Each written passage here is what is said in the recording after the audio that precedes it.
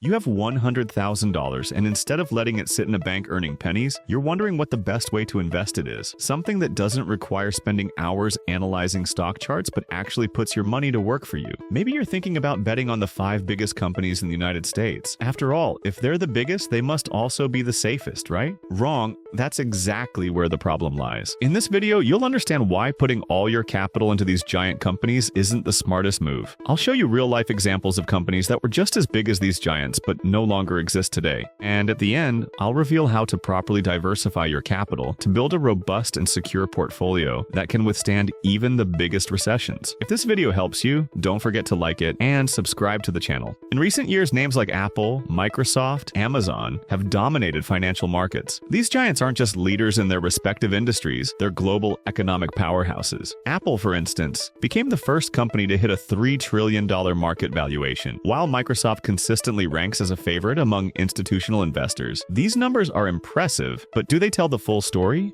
The idea that investing in the biggest companies is always a safe bet is a dangerous half-truth. Size and a history of success aren't necessarily indicators of future stability. In fact, betting on these giants can be just as risky as investing in emerging companies, albeit with different kinds of risks. Let's break down the logic behind why so many investors make this choice. People tend to believe that giant companies are too big to fail. There's an almost blind confidence that they will always grow, always be profitable, and, above all, always survive market turbulence. But this mindset ignores critical lessons from history. Remember General Electric? For decades, it was considered one of the most reliable and successful companies in the world. Today, its market relevance is merely a shadow of what it once was. And what about Lehman Brothers? Up until 2008, it was a financial giant. We all know how that story ended. Moreover, concentrating all your capital in just a few companies creates a structural problem for the market. When billions or even trillions of dollars are funneled into just a handful of names, you're essentially fueling what economists call a market bubble. These bubbles form when stock prices are artificially inflated, driven more by hype and herd mentality than by actual fundamentals. When they burst, the damage is catastrophic, not only for direct investors, but for the entire economic system. So what's the real issue here?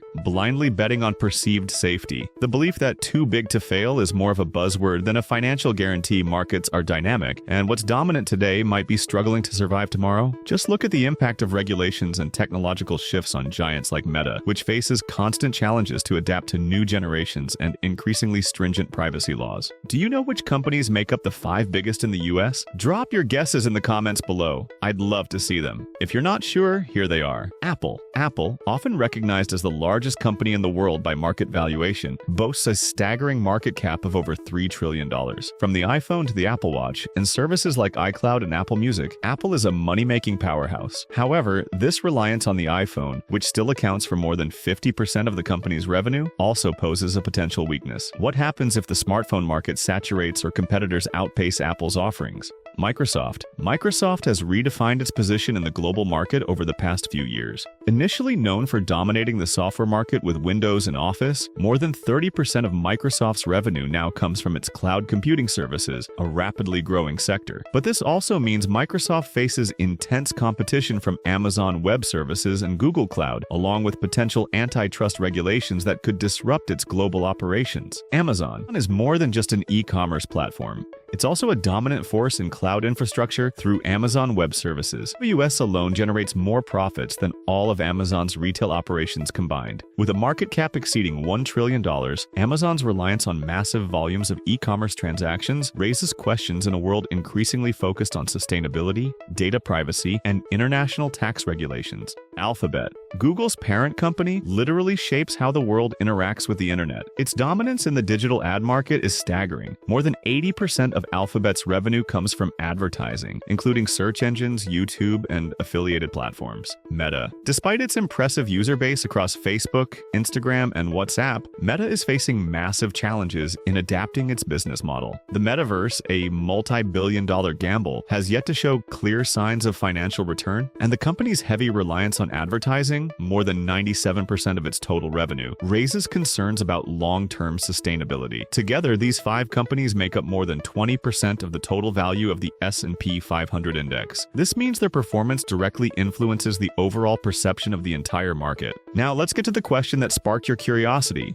What happens if you invest $100,000, split equally between Apple, Microsoft, Amazon, Alphabet, and Meta? We'll analyze the potential impacts on two levels: individual and macroeconomic. Individual impact. If you had invested $100,000 in these companies at the beginning of 2023, how would your portfolio look today? Here's a breakdown based on real performance. Apple. The stock increased by about 40% in 2023, driven by new product launches and strong demand for services. Microsoft, up nearly 35%, fueled by its leadership in artificial intelligence and cloud computing. Amazon. After a challenging 2022, the stock rose by around 50%. Thanks to improvements in e-commerce and growth in AUS. Alphabet, a 45% increase, supported by recovery in the advertising market and advancements in artificial intelligence. Meta, following a significant drop in 2022, the stock nearly doubled with a 90% increase, reflecting renewed focus on profitability and cost-cutting measures. Adding these numbers together, your portfolio would have grown by approximately 52%, turning your initial $100,000 into $152,000.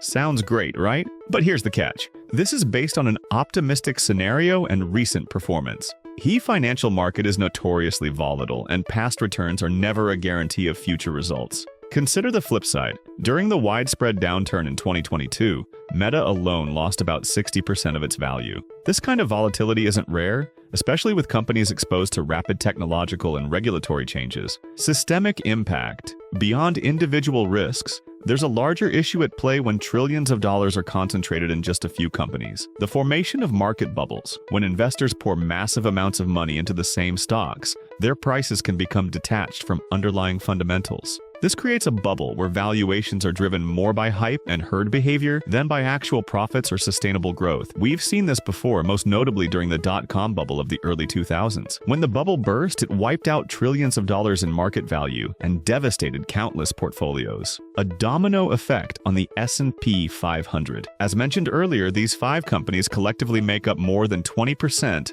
of the S&P 500. If one or more of them were to face significant challenges, the entire index would feel the ripple effects. This would impact millions of investors, including retirement funds, tied to the S&P 500 benchmark. Imagine a scenario where global governments tighten regulations on monopolistic practices. Alphabet and Meta, both heavily reliant on digital advertising, could be forced to split their operations or face billions in fines. Similarly, Apple and Microsoft might encounter restrictions on their platforms, potentially slashing revenue from services and licenses. These regulatory changes aren't far-fetched. In 2023, the European Union introduced new digital laws aimed at curbing the power of these tech giants. The fallout would be devastating, not just for these companies, but for the broader market. Stock prices would plummet, the S&P 500 and other global indices would undergo severe corrections, and smaller investors, often following trends without fully understanding the risks, would bear the brunt of the losses. Although these companies are today's giants, financial history is filled with examples of large companies once deemed invincible that eventually faced catastrophic declines. General Electric, GE, was one of the most valuable companies in the world in the early 2000s,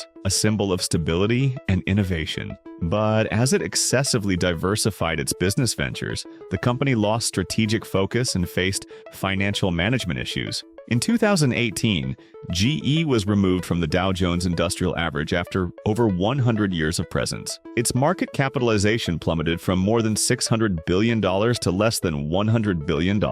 Not even a century-long history could shield a company from poor decisions or market changes. Lehman Brothers. Before 2008, Lehman Brothers was one of the largest investment banks in the world, managing assets worth $639 billion.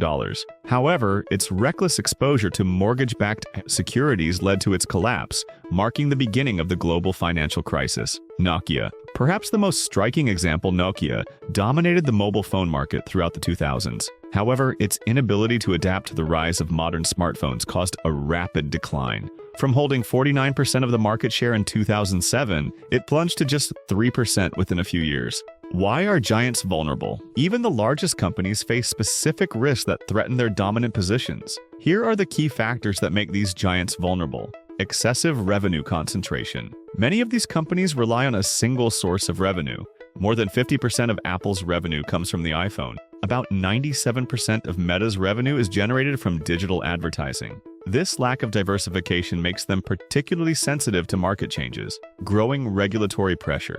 The bigger the company, the more scrutiny it faces. In 2023, the European Union introduced the Digital Markets Act, aiming to curb monopolistic practices of giants like Apple and Google. These regulations not only threaten profitability but could also force structural changes within these companies. Disruptive technological changes. As seen with Nokia, even well-established companies can be left behind by technological shifts. The rise of artificial intelligence, for example, is challenging companies like Meta and Alphabet, pushing them to rethink their business models to compete with agile and innovative startups. Beyond inherent risks, there's also the issue of herd behavior. When millions of investors blindly follow trends, stock prices can become disconnected from economic fundamentals, creating speculative bubbles. A clear example is Tesla in 2021. During the peak of enthusiasm for electric vehicles, Tesla's stock surged to valuations many analysts considered unsustainable. Although Tesla holds a strong market position, its valuation seemed driven more by hype than fundamentals.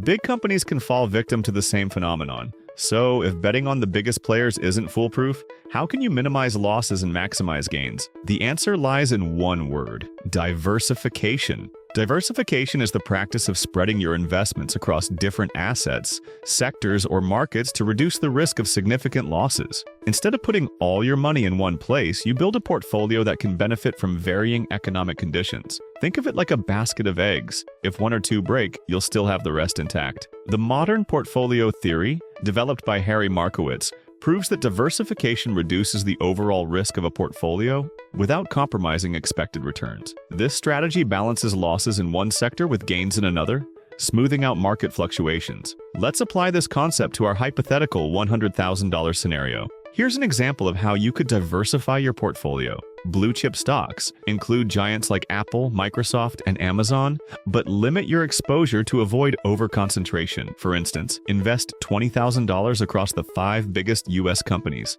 Mid- and small-cap stocks. Smaller companies offer higher growth potential, though they're more volatile. Focus on promising sectors like clean technology or biotechnology. International markets. Invest in ETFs or funds representing markets outside the U.S., such as Asia or Europe. This shields your portfolio from risks tied specifically to the U.S. economy. Fixed income securities include investments like treasury bonds or fixed income funds for greater stability. These help balance out stock market fluctuations. Alternative assets. Allocate a small portion to assets like gold, real estate, or even cryptocurrencies. These add an extra layer of diversification and protection against inflation. Tools like Morningstar, Yahoo Finance, and Bloomberg can help you analyze these options and make informed decisions. A common mistake among investors is selling diversified assets during downturns out of fear or over-investing in trendy sectors. History shows that patience pays off.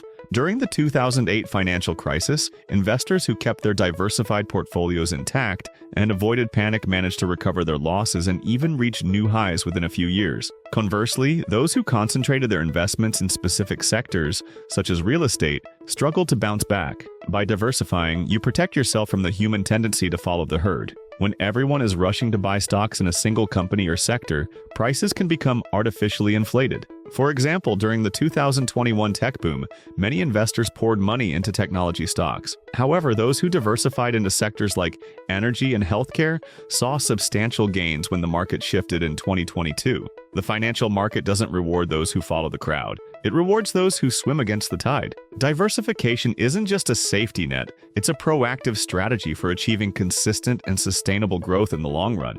Now, it doesn't matter if you have the best companies in your portfolio if you're in a recession period. In the video appearing to your right, I talk all about that. See you next time. Good investments.